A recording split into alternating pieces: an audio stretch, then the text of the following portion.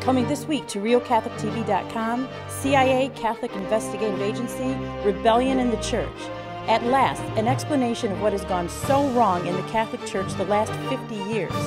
The abuses at Mass, the sex scandals, the loss of faith at Catholic schools and universities, the desertion of so many priests and religious. How did it all happen, and what is the answer to the rebellion in the Church? Stay tuned to RealCatholicTV.com this week for CIA Catholic Investigative Agency.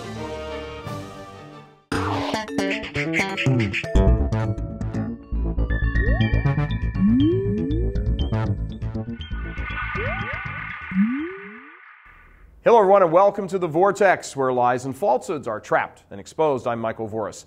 Under the category of there is more than one way to skin a cat, faithful Catholics always come up against having to deal with the issue of prudence as they look around the church these days. Prudence is another one of those words that gets tossed around rather liberally as a weapon to tell concerned Catholics to, well, shut their yaps. It ranks right up there with charity and unity and tolerance as one of those words. Yep, prudence, as in, you faithful Catholics need to be more prudent and not point out spiritual dangers in the church. You faithful Catholics need to exercise prudence in shining the spotlight on evils in the church. The accusation is off base. First of all, it presumes a certain mistaken notion of what prudence actually is. Prudence is acting according to right reason. It is not proceeding with caution and slow deliberation at the speed of evolution as the paint dries. It isn't that automatically, anyway.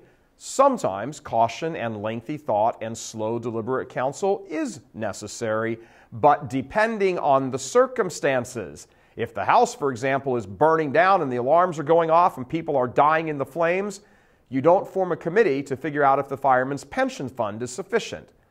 Prudence is exactly knowing how to respond to a situation depending on the situation. Sometimes the situation is emergent and urgent, and therefore right reason demands urgent action. That is being prudent. That is being prudent. Other times a more cautious approach is needed. That too, if the circumstances called for caution, would be prudent. What really cheeses off faithful Catholics is the default response to the crisis in the church on the part of so many leaders. That response being, we'll take care of things in 5 years or 100 years.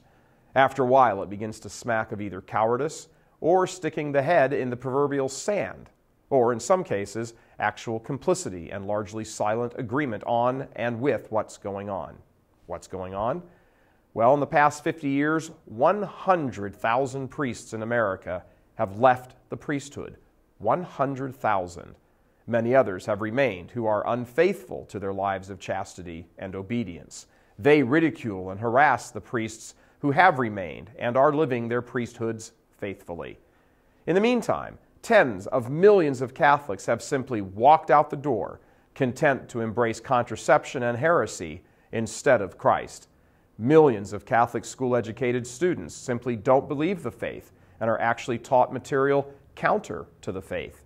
Concerned Catholics have a big problem with the approach to this spiritual disaster on the part of the leaders.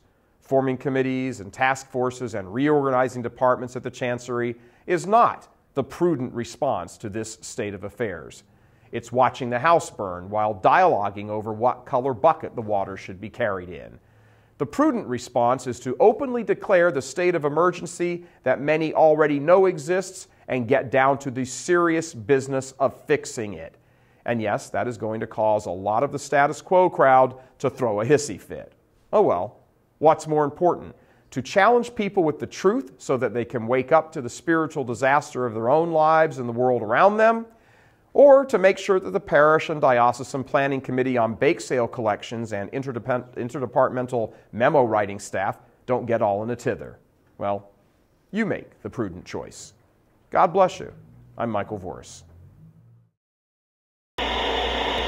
Please help us keep delivering these kinds of messages that so desperately need to be heard and acted on. Join RealCatholicTV.com today as a premium subscriber. Become immersed in the faith established by Jesus Christ. The Catholic Church is the only hope against evil because that is its God-given mission. As our Lord said, apart from me, you can do nothing. Join RealCatholicTV.com today as a premium subscriber and come to learn and love Christ more deeply.